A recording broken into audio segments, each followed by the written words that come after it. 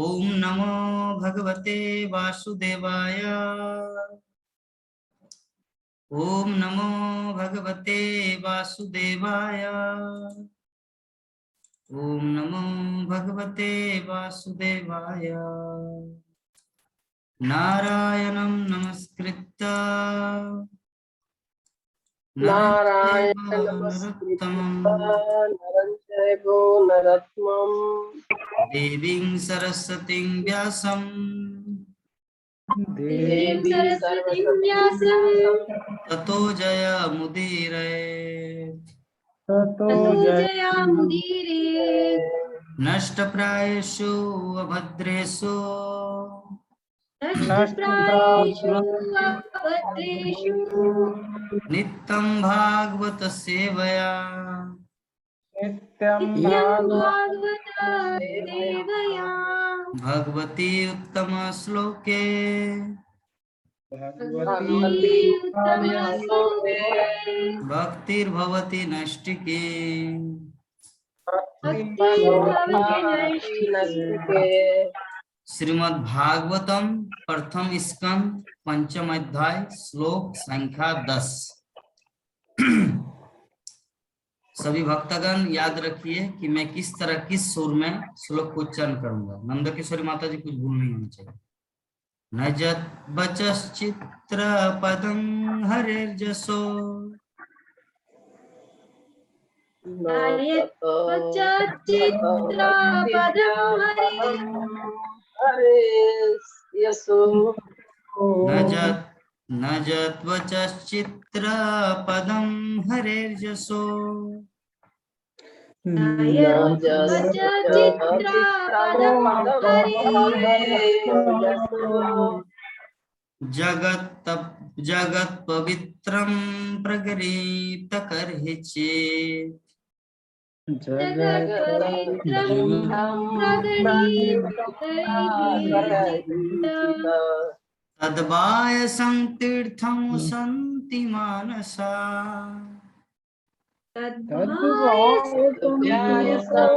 उशन्ति मानसा सन्ति मानसा तद्वायसं तीर्थं सन्ति मानसा तीर्थम् उशन्ति मानसा न यत्र हंसा निरमन्तु शिक्षया यत्र हंसा निरमन्ति शिक्ष्या न यद्वचश्चित्र पदं हरिर्जसो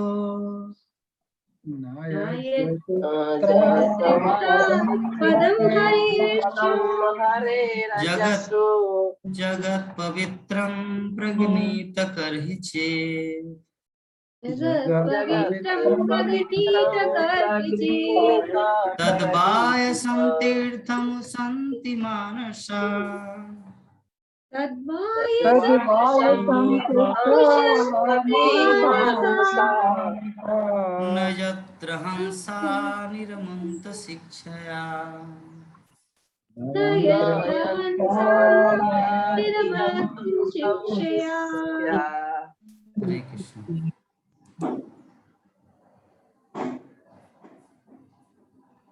हरे कृष्ण। चित्रं पदं हरेर्षयो नायत् चित्रं पदं हरिर्षो जसो जगत् पवित्रं प्रकृतिनता कणिष्यत जगत्पवित्रं करहिचित तद्वातिशायं तीर्थमोनुशान्ति मानसा तद्वायसं तीर्थमुशान्ति शान्ति मानसा न यत्र हंसा निर्मलशिक्षया सा न यत्र हंसा निर्मन्ति शिक्षया। शिक्षका। हरे कृष्ण। अच्छा हाँ बोलिए। हरे कृष्णा। न तत च विश्वं पदं हरेर्यशो नायच्चित्र पदं हरेर्यो जगत् पवित्रं प्रागृहीता करहिचित् जगत् पवित्रं प्रगणीति तद्वाय तदा वासं तीर्थं उसन्ति मानसा तद्वाय कुशन्ति मानसा न यत्र हंसा निर्मन्ता शिक्षिका न यत्र हंसा निरमन्त्र शिक्षया। हरे कृष्ण। हरे कृष्ण। नायच्चित्र पदं हरेर्यशो नजत बचस चित्र, आप क्यों बोल रहे हैं? नायच्चित्र पदं हरीशो न यथोचितं पदं पदं हरेर्यशो हरीष्यो जगत् पवित्रं प्रगणीत करचित् जगत् पवित्रं प्रागणीता करहितम् स्वदाय शान्ति मानसा तथा व्यासं कृतं शान्ति मानसा न यत्र हंसा निरमत्य शिक्षया न यत्र हंसा निर्ममः शिक्षिका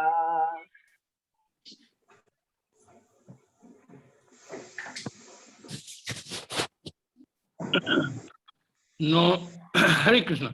नो यद नो यद चित्र पदम हरेयर्षो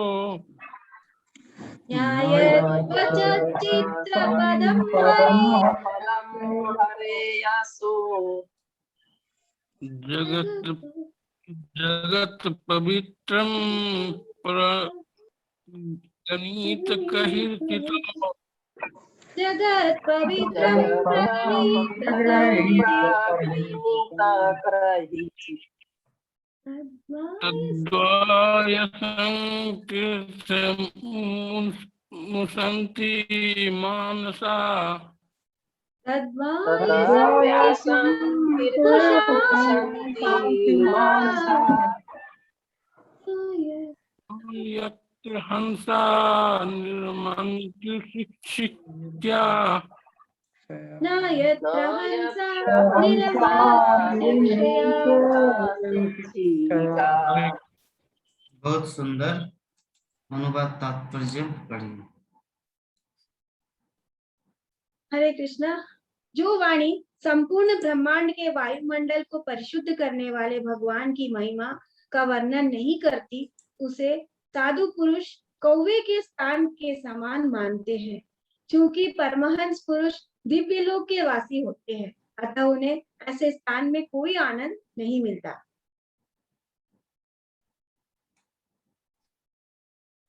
तात्पर्य। हरे कृष्ण। कौवे तथा हंस अपनी भिन्न भिन्न मानसिक प्रवृत्तियों के कारण एक से नहीं होते। सकाम कर्मियों का या रजोगुणी व्यक्तियों की तुलना कौवे से की गई है और परमहंस साधु पुरुषों की तुलना हंस से की गई है। कौवों को कूड़ा करकट फेंका जाने वाला स्थान प्रिय लगता है, जिस प्रकार की कामी सकामी कर्मियों को सूरा सुंदरी तथा स्थूल इंद्रिय तृप्ति के स्थान प्रिय लगते हैं। हंसों को वे स्थान प्रिय नहीं लगते जहाँ कौवे काव काव करने और मिल मिलाप करने के लिए एकत्र होते हैं। वे इसके बजाय प्राकृतिक छटा वाले स्थानों में देखे जाते हैं, जहाँ निर्मल जल का आगार होता है और जिसमें प्राकृतिक सौंदर्य के नाना रंग के कमलों के नाल सुशोभित रहते हैं। इन दो प्रकार के पक्षियों में यह अंतर है। प्रकृति ने विभिन्न योनियों के जीवों को भिन्न भिन्न मानसिकताएं दी है, अतः उन्हें एक ही श्रेणी में लाना संभव नहीं है। इसी प्रकार से विभिन्न मानसिकता वाले व्यक्तियों के लिए भिन्न भिन्न प्रकार का साहित्य होता है। अधिकांशतः बाजारू साहित्य कौवेसरी के व्यक्तियों की आकृष्ट करने वाला होता है, जिसमें कामुक विषयों का पूरा कर्कट भरा रहता है। ऐसे विषय सामान्य रूप से स्थूल शरीर तथा सूक्ष्म मन से संबंध होने से सांसारिक वार्ताएं कहे जाती हैं। ये सांसारिक उपमाओं तथा रूपों वाली अलंकारमयी भाषा में लिखे होते हैं। ऐसा होने पर इनमें भगवान की महिमा का वर्णन नहीं रहता। ऐसा पद्य या गद्य चाहे वह जिस विषय पर भी हो, शव को अलंकृत करने जैसा है। आध्यात्मिक दृष्टि से उन्नत मनुष्य जो हंसों के समान है, ऐसे मृत साहित्य में रुचि नहीं रखते, क्योंकि यह तो आध्यात्मिक दृष्टि से मृत पुरुषों के लिए ही आनंद का स्रोत होता है। ऐसा रजो तथा तमोगुणी साहित्य विभिन्न शीर्षकों से वितरित किया जाता है, किंतु इससे मानव की आध्यात्मिक जिज्ञासा की पूर्ति नहीं हो पाती। अतएव हंस सदृश आध्यात्मिक पुरुषों को ऐसे साहित्य से कोई सरोकार नहीं होता। ऐसे उन्नत पुरुषों को मानस भी कहा जाता है, क्योंकि वे आध्यात्मिक धरातल पर भगवान के दिव्य स्वैच्छिक सेवा के आदर्श मानदंड को बनाए रखते हैं। ये चेतना स्थूल शारीरिक इंद्रिय तृप्ति के कार्यों या अहंकारी भौतिक मन के सूक्ष्म चिंतन के लिए सकाम कर्म करने से रोक देती है। हरे कृष्ण। बहुत सुंदर माता जी तात्पर्य को पढ़े। तो हम लोग कल पाठ किए थे श्लोक संख्या 9। उसमें से कल हम लोग जो कुछ स्मरण में हो, जो भक्तगण बोलना चाहेंगे बिना खाता देखकर हाथ उठा के बोल सकते। कौन कौन बोलेंगे? पहले गीता माता जी बोलेंगे। बिना कल आपका नजर इधर उधर थोड़ा दौड़ रहा था, ऐसा नहीं, एकदम पूरा हमारी तरफ देखना। हरे कृष्णा। हरे कृष्णा। कल आपने एक ही श्लोक का वर्णन था, जिसमें धर्म अर्थ काम मोक्ष 4 पुरुषार्थ के बारे में बताए थे। उसमें जैसे आपने तृप्ति का साधन करने, जैसे एक ही चीज को बार बार करते रहने से आदमी तृप्त हो जाता है उस चीज में। तो जैसे आप गुलाब जामुन का एग्जाम्पल दिए थे। एग्जाम्पल? गुलाब जामुन बहुत, ये एग्जाम्पल। हाँ हम एग्जाम्पल बोलते हैं प्रभु जी, एग्जाम्पल नहीं बोलते हम, एग्जाम्पल वो मतलब केरल वाला इंग्लिश है, हमारा मध्य भारत का इंग्लिश। पूर्वपद का इंग्लिश में बात करना। ओके, इंग्लिश नहीं हिंदी अच्छा लगता है। भगवान के प्रति शुद्ध भक्ति नहीं होने के कारण ही व्यासदेव जी बहुत दुखी थे। तो नारद जी ने उनको बताया कि जब तक भगवान की महिमा लोगों को नहीं बताया जाएगा तो लोग कहाँ से समझेंगे। लोगों को समझ में आना चाहिए नहीं क्या चीज लिखा है। तो जब तक लोगों को ये चीज नहीं बताया जाएगा कि कृष्ण है, कृष्ण भक्ति करो, कृष्ण ही सब कुछ, अंतिम ये है लक्ष्य आपका, तो बाकी सब कुछ विवरण लिखा हुआ है। लेकिन जैसे सूत्र लिखा हुआ, तो सूत्र से तो अज्ञानी लोग तो नहीं जानते, हमारे जैसे साधारण लोग, अपन को भगवान के बारे में कुछ बताया ना जाए। तो इसलिए क्या है, केवल भगवान की महिमा का गुणगान ही करना है। भगवान के महिमा का गुणगान करेंगे तो वो लोगों को समझ में आएगा। यही तक अब आगे आज पढ़ेंगे हम लोग, कितना है अभी जो पढ़े थे। तो श्री भगवान की भक्ति में लगे कि कोई भी अधिक प्रसन्न नहीं रह सकता है ना। कि भगवान की भक्ति में लगे बिना कोई भी प्रसन्न नहीं रह सकता। कौन राजू? उठाओ और बात करो। बोलिए। हाँ वही हो गया।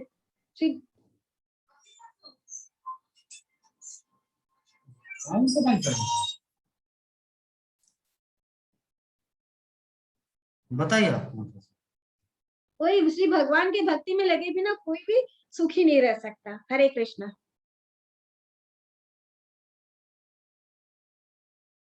बहुत सुंदर।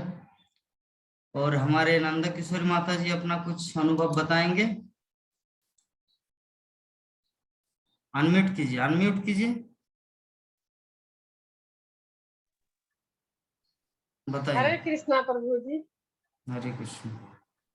ये प्रभु जी, ये कल 9 श्लोक जो बताए थे आप, उसमें नारद मुनि आए और ये सूत गोस्वामी से बोले कि व्यास हे महामुनि,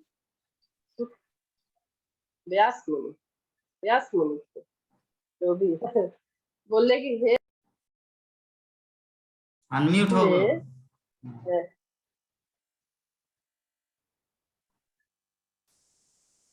यद्यपि आपने धार्मिक धार्मिक कृत्य इत्यादि 4 पुरुषार्थों का विस्तार से वर्णन किया है, लेकिन आपने भगवान की महिमा को नहीं आप विस्तार किए, तो इसीलिए आपने मतलब आप असंतुष्ट हैं। तो ये नारद मुनि तुरंत उसका ये मतलब चारों ये उसका प्रचार कर दिए। बस इतना ही याद है प्रभु जी। ठीक है, हमारे राकेश कुमार प्रभु कुछ बोलेंगे। हो सकता है कल का ना बोले, कुछ भी हो, जो भी स्मरण में हो। हरे कृष्णा प्रभु जी।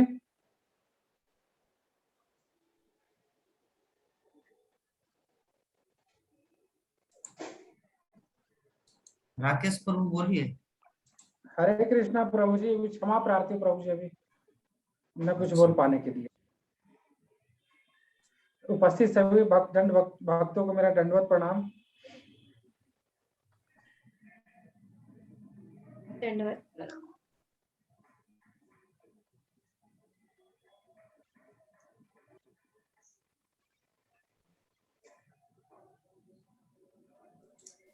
हमारे प्रभु जी क्षमा प्रार्थी है, क्यों? हम लोग कुछ गलती किए क्या? नहीं प्रभु जी, इधर थोड़ा क्लास नहीं अटेंड कर पाए तो क्या बोले प्रभु जी। चलो चार्ज दे दो।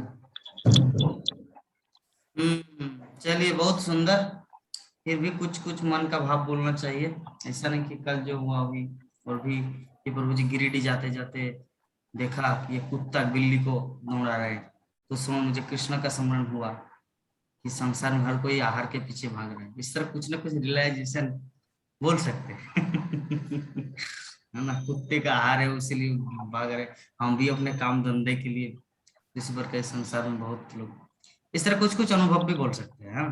प्रभु जी, जैसे हम अपने अनुभव करते हैं जैसे इस्कॉन की दुनिया के बारे में, तो हमारे इधर जितने उनको इस्कॉन के बारे में कुछ पता नहीं है।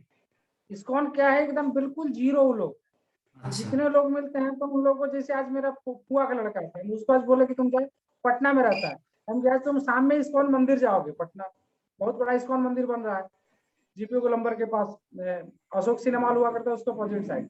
तब उसको आज बोले आज तुम जाओगे वहां, देखो कि क्या वहां शाम के जाओ, आज प्रवचन सुनो और प्रसादम ले करके आना वहां से। तो हम देखते हैं कि जितने हमारे लोग, उनको हमारे बिहार में इस्कॉन के बारे में न के बराबर लोगों को जानकारी, तो हम कोशिश करते हैं इस्कॉन के बारे में लोगों को जानकारी लोगों को दें। चलिए, आपका ये जो भाव भगवान पूरा करे, महाप्रभु आप पर कृपा करे, महाप्रभु आपके हृदय में कृष्ण प्रेम प्रदान करे। आपका ये जो प्रयास, क्योंकि जो दूसरों को कृष्ण भक्ति देना चाहते हैं ना, कृष्ण उनको भक्ति दे देता है।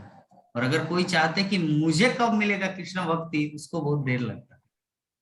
लेकिन जब वो सोचता है कि मुझे दूसरों को देना है, तो कृष्ण ऑटोमेटिक उनको देते हैं। खुद अपना प्रभु जी एवरी संडे शाम खुद हम रांची का जो सेंटर है, तो रांची के सेंटर पे जाते हैं, आयुष्मान प्रभु जी से भी मुलाकात होती रहती है संडे में।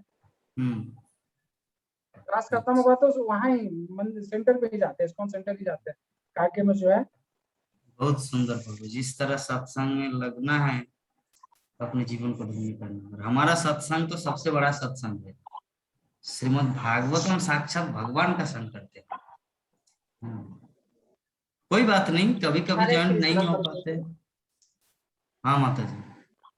अरे हम प्रभु जी 2 बार हम गए पूना, लेकिन पुनः इस्कॉन जो इस्कॉन टेम्पल है उसमें 2 बार हम वहाँ माँ लोग रहती हैं, तो 2 बार उसमें ले गया लोग, लेकिन हम जान समझ नहीं पाते थे। ये तो इस्कॉन टेम्पल बोलते थे लोग, लेकिन अंदर जब मंदिर में गए तो बहुत अच्छा लगा।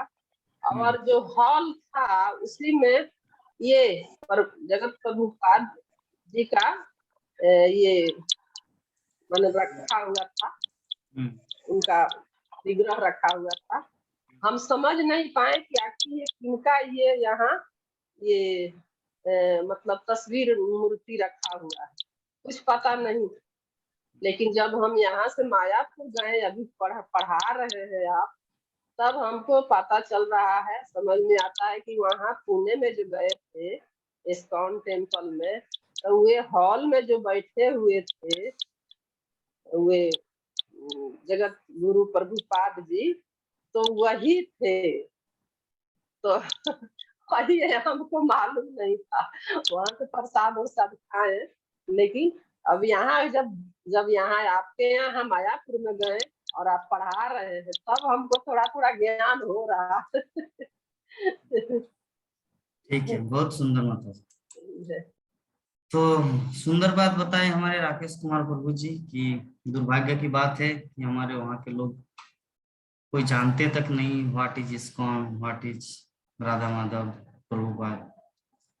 तो चलिए भगवान उनकी इच्छा को पूरी करे, उनको शक्ति प्रदान करे, ताकि जितना हो सके थोड़ा बहुत प्रचार प्रसार लोगों को बता पाए, सक्षम हो। इस प्रकार आज का जो हमारा श्लोक है, हमारे प्राण मोहन प्रभु जी कुछ बताएंगे क्या कल के क्लास के विषय में?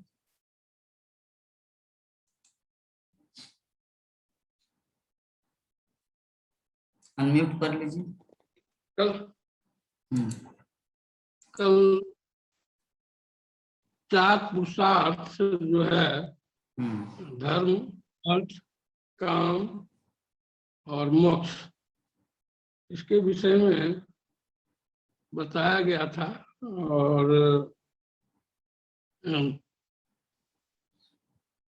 नारद जी उनसे बोले थे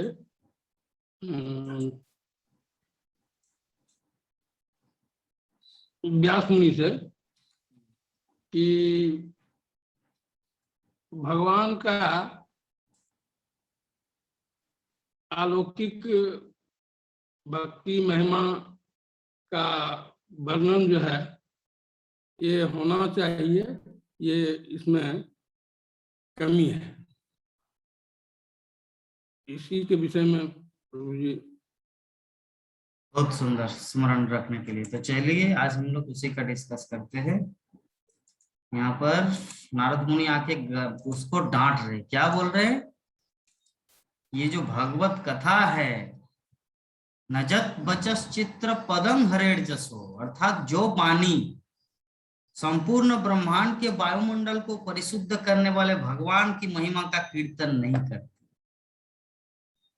उसे साधु पुरुष तदबाय सम तीर्थम उसंति मानस, उसे साधु पुरुष कौवे के स्थान के समान मानते हैं। कौवा कहाँ पर आनंद लेते हैं? डस्टबिन में। और हंस मानसरोवर में। हंस और कौवा दोनों ही पक्षी हैं। तो हंस है सत्वगुणी, परमहंस है शुद्ध सत्वगुणी, और कौवा है रजोगुणी और तमोगुणी, जो डस्टबिन में आनंद लेता है। ठीक है, क्योंकि परमहंस पुरुष दिव्यलोक के वासी होते हैं, तो उन्हें ऐसे स्थान में कोई आनंद नहीं मिलता। दिव्यलोक के वासी अर्थात जो परमहंस है, जो भगवान के शुद्ध भक्त होते हैं, या हम लोग जो उस पथ में हैं, और अल्टीमेटली जितने सारे प्राणी हैं वो कहाँ से आए हैं? भगवान के धाम से आए हैं। लेकिन जो इस तत्व को समझ रहे हैं वो है परम लोक के दिव्य लोक के वासी। जो अभी भी नहीं समझे हैं वो कौवे के जैसे खराब।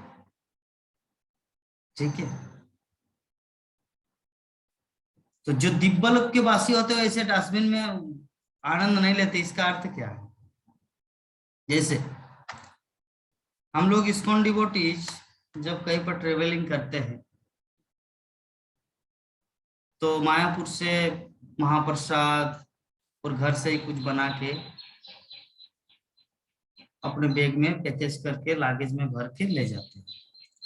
तो ट्रेन में तो बहुत कुछ आता है, राइस राइस, चावल दाल, रोटी, हाँ, छोला भाजा, चना चना चना, ट्रेन में बहुत कुछ मिलता है।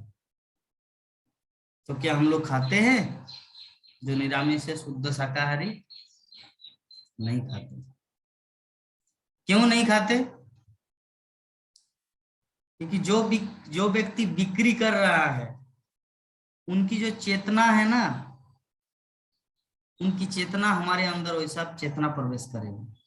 और दूसरी बात, लहसुन प्याज ये सब दे रहे हैं, इसीलिए भक्तगण उसको एक्सेप्ट नहीं करते। तो क्यों नहीं एक्सेप्ट करते? क्योंकि वो लोग उच्च लेवल का है।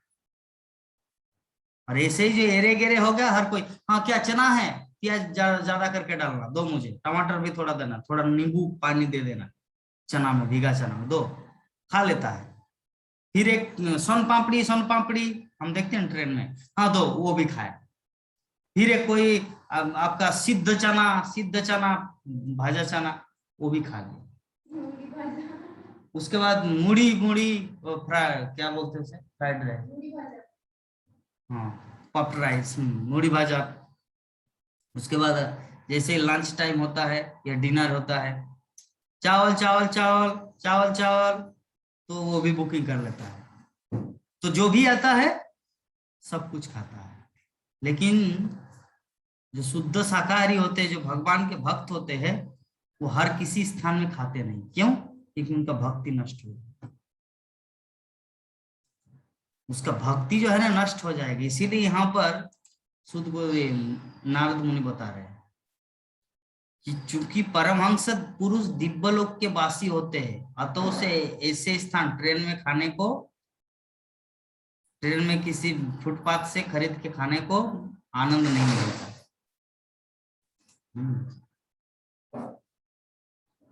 गीता माता जी पूरा अंडरस्टैंडिंग हो रहा है मैं जो बोल रहा हूं?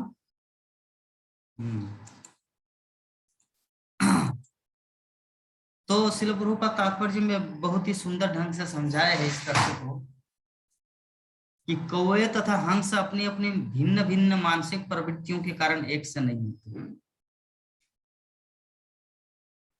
सकाम कर्मियों या रजोगुणी व्यक्तियों की तुलना कौवों से की गई है और परम हंस साधु पुरुषों की तुलना हंसों से की गई है। कौवे का स्वभाव ही है जूठा खाना, दूसरों का छीनना, डस्टबिन में जाके मारना। ये जो व्यक्ति रजोगुणी और तमोगुणी है, श्रील प्रभुपाद यहाँ पे बता रहे, रजोगुणी और तमोगुणी और रजोगुणी तो हम लोग बहुत बार क्लास की है। तमोगुणी का लक्षण क्या है? अज्ञानी। रजोगुणी का लक्षण क्या है? लालची। तो दोनों ही अज्ञान के धरातल पर रहते हैं। हाँ, तो इसकी तुलना किसके साथ की गई है? कौवे के साथ।